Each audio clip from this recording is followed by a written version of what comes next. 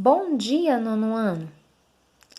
Hoje continuaremos falando sobre os aspectos naturais da Europa. E para finalizarmos, falaremos sobre a hidrografia da Europa, certo? A hidrografia é toda a água que existe, certo? E hoje vamos falar sobre a água dos rios. A hidrografia estuda a água. E como é lá no continente europeu? Lá nós temos uma extensa rede de drenagens que se desenvolve principalmente nas áreas de planícies. As regiões montanhosas, com suas elevadas altitudes, servem como dispersores de água, demarcando a divisão das bacias hidrográficas. Grande parte das capitais europeias é margeada por esses rios, como é o caso do Tâmisa, do Sena, do Spree, em Berlim, e do Danúbio, que passa por Viena, Bratislava, Budapeste e Belgrado. A hidrografia também é importante para a delimitação de fronteiras, servindo como base para a divisão de territórios. Então, no que se refere à hidrografia, o continente europeu apresenta o quê? Extensa rede de drenagens. Então, apresenta muitos rios, certo?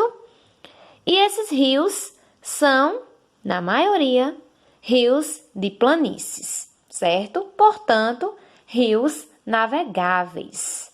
Então, neste mapa aqui, é o mapa hidrográfico da Europa, você pode analisar os rios. Danúbio, né? Tem o Rio Pó, o Tâmisa, o Reno, entre outros.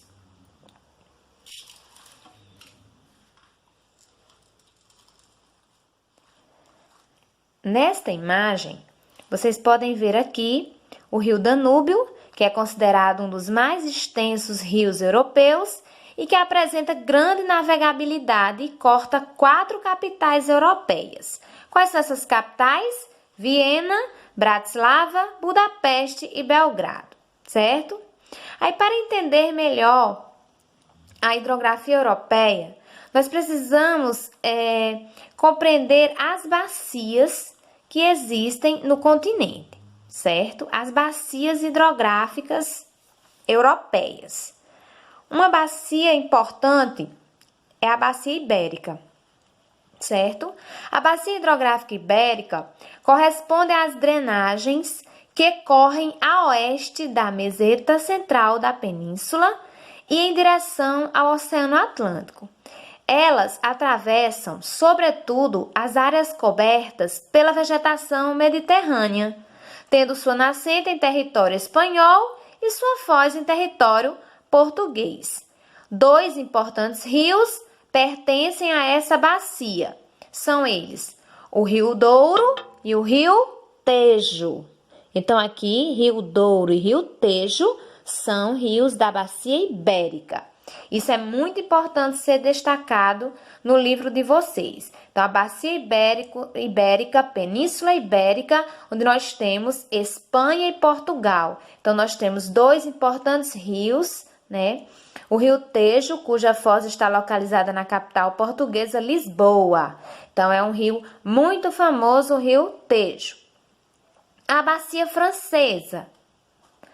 A bacia francesa é delimitada pela área do país, cercada ao sul pelas regiões montanhosas dos Pirineus, na fronteira com a Espanha, e dos Alpes, tendo seus rios um percurso que vai de sul a noroeste, desaguando no Oceano Atlântico Norte e no Canal da Mancha. Essa grande bacia é dividida em 3 principais subbacias, sendo o rio Garina, mais ao sul, que corta as cidades francesas de Toulouse e Bordeaux, e o rio Loire, mais ao centro, cortando a cidade de Nantes, e na região mais ao norte, o rio Sena, que corta a capital francesa, Paris.